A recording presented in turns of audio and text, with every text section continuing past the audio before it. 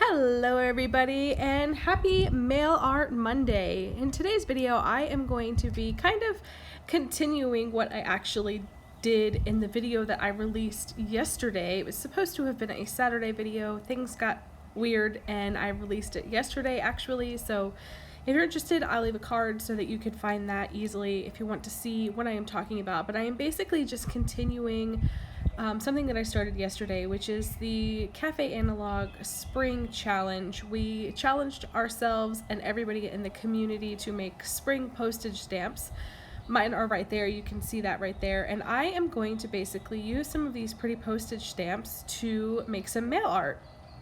And I'm kind of wanting to use vintage postage because I have a ton of it. I just don't use it that much just because a lot of them are in like smaller denominations and it's expensive to send mail nowadays. Like I think domestic is like 55 cents or something, and international is over $1, and so trying to get to like over $1.03 stamps, it would just cover the entire envelope. So I don't use them as often as I would like, but I challenged myself to pull a bunch of really pretty spring florally postage stamps so that I can use them in addition to the pretty postage stamps that I made myself.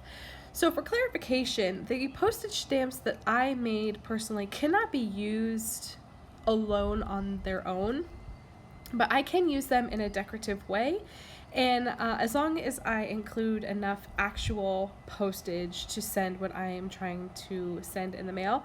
And so that's basically what I'm doing. I'm using one of my really pretty postage stamps that I made in conjunction with enough postage to send an actual letter, which I believe is 55 cents. And so I'm going to lay my postage stamp down and kind of play around with the ones that I have to see how I can layer these and it still equal 55 cents. So just really quickly, I want to add, I am filming outside today, and so if you hear my wind chimes going or the wind blowing or the birds chirping, that is why. It's absolutely gorgeous outside today, and I can't be kept in. I just absolutely can't do it. So I'm doing this voiceover outside because it's beautiful and it's amazing, and it just felt appropriate since I'm trying to film a spring type video. So I'm going to go ahead and glue everything down. I'm using my Tombow Mono Liquid Glue. I like this glue. Sometimes it just gets messy, and so I don't super gravitate towards it unless I just need to be quick and I want to make sure that what I'm gluing down is going to stay put. So that's basically what I'm doing. And I noticed that because of this triangular stamp, there was these empty spots here in a triangular shape, and it felt weird to me, and so I had to fill that space. So I'm just using some of my wooden stamps to fill that space, and I'm taking care to not actually stamp the postage. I don't want to accidentally cancel my own postage, and some post offices can be pretty nitpicky about that. Even if you're trying to decorate, if you put any type of stamp on the image, they consider it to be canceled and you can't use it anymore. So I'm taking care to not do that. I found this beautiful girl. This is from the Dolls note paper line that Cafe Analog has, and she sent me a little goodie pack of these girls, and I just absolutely love her. So I fussy cut her out because I thought the little frame behind her was perfect to put an address in, and then I'm just going to use these MU brand or MU lifestyle brand rub-ons, and I play with them frequently throughout this video. They are pretty much what I use throughout the entire thing just because I love them so much, and I am very well aware of how rub-ons work, and if you don't use them within a certain time frame, they can dry up and get gross. And I've had these for about a year now. I've been hoarding them, and I've got to use them before they're completely no good to me. So I am not being picky or finicky. I'm just cutting off a cluster here, and I'm just going to create a pretty little floral clustery branch thing on the opposite side of this frame that I'm going to be putting the address in, and I love the way it turns out. It's definitely something new and different than I have done in the past as far as envelope mail art goes, but I'm totally digging this. I can see myself doing this quite frequently, just because it was simple, it was pretty, it was fast, and the end result is just absolutely fantastic. I love making my envelopes pretty before I send them off, and these rub-ons are just great for that.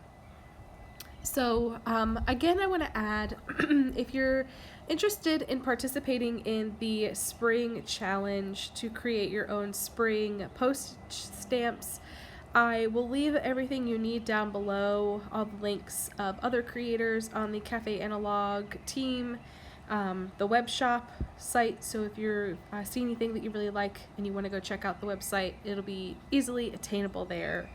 But I hope everybody is doing well and enjoying the weather. I know here in Florida we had a cold front this weekend, and by cold front I mean it got into like the 70s and maybe the 60s as opposed to like the 80s. I think earlier this week it was like 89 degrees outside, and it was so it didn't feel as bad as it would have, like it will feel in like 4 months when the humidity comes back. Right now we don't have very much humidity, and that is like amazing.